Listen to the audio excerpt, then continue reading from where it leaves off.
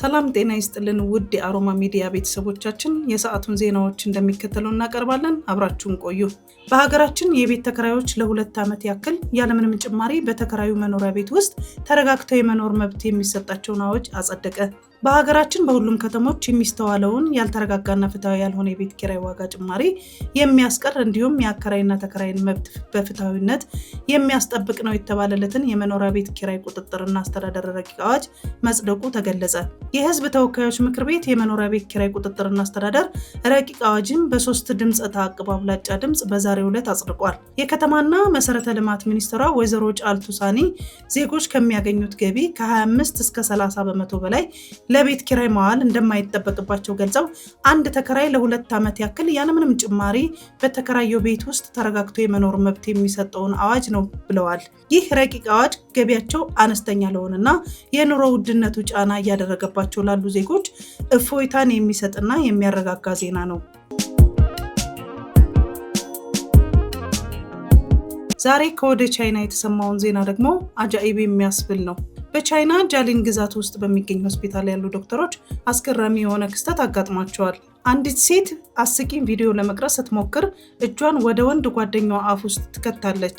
በጃሊን ግዛት ውስጥ ወደሚገኝ ሆስፒታል ድንገት ክፍል ሲገቡ የሚታዩት ጥንዶች ፎቶቸው በቻይና ማህበራዊ ሚዲያ ላይ በስፋት ታይተዋል። ግለሰቧ ወደ ፍቅረኛዋ አፍ ውስጥ እጇን ካስገባች በኋላ ለማውጣት ስትሞክር የአፉ ጡንቻ ይደነድንና እጇ ይጣበቃል። ወጣቷ ከአፉ ላይ እጇን ለማውጣት ደጋግማ ብትሞክርም ባለመቻሏ የሕክምና እርዳታ እንደሚያስፈልጋት ትወስናለች። ዶክተሮቹ ታሪካቸውን እስኪሰሙ ድረስ በጥንዶቹ ግራ ተጋብተው እንደነበረ ተሰምቷል። የወንድ ጓደኛዋ ፊት ቀስ በቀስ እየቀላ እጇን ከአፉ ነፃ ለማውጣት የምታደርገውን ጥረት ሁሉ ከንቱ እንደሆነ ተናግራለች። አፉን መዝጋት ባለመቻሉና ከጉሮሮ ያለማቋረጥ አስጨናቂ ድምፅ በማውጣት ጀመረ። ይባስ ብሎ በጡንቻው መኮማተር ምክንያት ጥርሶቹ እጆቿ ላይ ተጣበቁ። ምራቁ እስከ ክርኔ ድረስ ይመጣ ነበር። እጄም በስጋ መፍጫ ውስጥ የተጣበቀ ያህል ይሰማኝ ነበር ስትል ተናግራለች። ጉዳዩን የተከታተሉት ዶክተሮች ዣንግ ሚኒያን እንዳሉት የልጅቷ እጅ ተጣብቆ የቀረው የወንድ ጓደኛዋ የመንጋጋ ጡንቻ በመያያዙ አፉ እንዳይከፈት አድርጎታል። ችግሩን ለመቅረፍ የሆስፒታሉ ሰራተኞች ልዩ የአፍ መክፈቻ መሳሪያ ተጠቅመው መንጋጋውን በማስፋት በተወሰነ ቦታ ላይ ጡንቻን የሚያስታግስ መርፌ ተጠቅመዋል።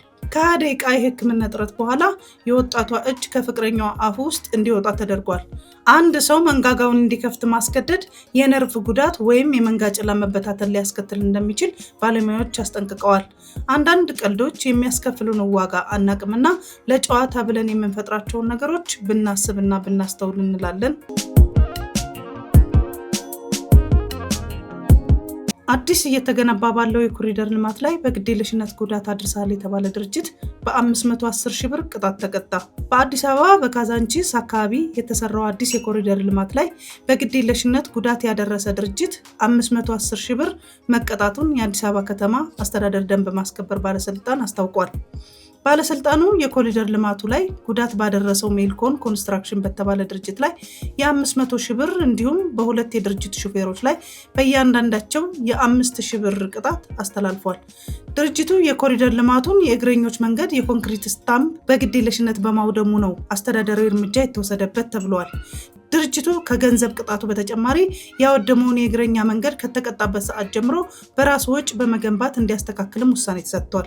ባለስልጣኑ በከተማው በልማት ስራ ላይ የተሰማሩ ድርጅቶች እና ግለሰቦች መሰል ድርጊቶችን ከመፈጸም እንዲቆጠቡ ማሳሰቡን ከአዲስ አበባ ከተማ አስተዳደር ደንብ ማስከበር ባለስልጣን የተገኘው መረጃ ያመለክታል። በሀገር አቀፍ ፈተና ከፍተኛ ውጤት ያስመዘገቡ ተማሪዎች ለእያንዳንዳቸው ቃል የተገባልንን የ20 ሺህ ብር ሽልማት አልተሰጠንም ሲሉ ቅሬታቸውን አቀረቡ። የአዲስ አበባ ከተማ ትምህርት ቢሮ በባለፈው ዓመት የሀገር አቀፍ ፈተና ወስደው ከፍተኛ ውጤት ላስመዘገቡ ከ500 በላይ ለሚሆኑ ተማሪዎች የ20 ሺህ ብር ሽልማት ለመስጠት ቃል ቢገቡም እስካሁን አልተሰጠንም ሲሉ ተማሪዎች ገልጸዋል። በ2016 ዓ.ም የሀገር አቀፍ ፈተና ወስደው ከፍተኛ ውጤት ላስመዘገቡ ተማሪዎች ተዘጋጅቶ በነበረው የሽልማት ዝግጅት ላይ ከፍተኛ ውጤት ላመጡ ተማሪዎች የታብሌትና የላፕቶፕ ሽልማት መበርከቱ ይታወሳል። በዚሁም ዝግጅት ላይ የትምህርት ቢሮ ኃላፊ ዶክተር ዘላለም ሙላቱ በሰዓቱ ለእያንዳንዳቸው የ20 ሺህ ብር ሽልማት እንደሚሰጣቸው ቃል ገብተው የነበረ ቢሆንም ተማሪዎች ግን ቃሉ ተፈጻሚ አልሆነልንም ብለዋል። በዘመናችን ፋሽንና የዘመናዊነት መገለጫ የሆነውን ንቅሳት የካንሰር በሽታን እንደሚያመጣብን አዳዲስ ጥናቶች ገለጹ። በደቡብ ዴንማርክ እና በሄልሲንኪ ዩኒቨርሲቲዎች የተደረገውን ጥናት የንቅሳት ቀለም ለቆዳ ካንሰር እና ሊምፎማ ካንሰር ያለንን ተጋላጭነት እንደሚጨምር አረጋግጠዋል። የምርምር ቡድኑ የንቅሳት ቀለሞች ከተወጉበት አካባቢ በተጨማሪ ወደ ሌሎች የሰውነት አካባቢዎች እንደሚሰራጩም የተመለከተ ሲሆን ቀለሞቹ ሰውነትን ሊጎዱ ከሚችሉ ንጥረ ነገሮች ለመጠበቅ ወደሚረዱት እና ሊምፍ ኖድ ወደሚባሉ የሰውነት ክፍል ማለትም በአንገት፣ ብሽሽት፣ ብብት፣ ደረትና ሆድ አካባቢ በእብጠት መልክ እንደሚቀመጡ ተመራማሪዎች ጠቁመዋል። በዚህም ምክንያት የተከማቸው እብጠት ያልተለመደ የህዋስ እድገትና ሊያስከትል እንደሚችል የተገለጸ ሲሆን በጊዜ ሂደት ወደ ካንሰር ሊያመራ እንደሚችልና ንቅሳቶች መጠናቸውን በተለቀና ቆይታቸው በጨመረ ቁጥር በሰውነታችን ውስጥ ብዙ ቀለም እንዲከማች ያደርጋሉ ሲሉ አብራርተዋል። መጠኑ ትልቅ የሆነ ንቅሳት ያላቸው ግለሰቦች ምንም ንቅሳት ከሌለባቸው ሰዎች ጋር ሲነጻጸሩ የካንሰር ተጋላጭነቱ በ3 እጥፍ ከፍ ያለ እንደሚሆን በጥናቱ ተመላክቷል።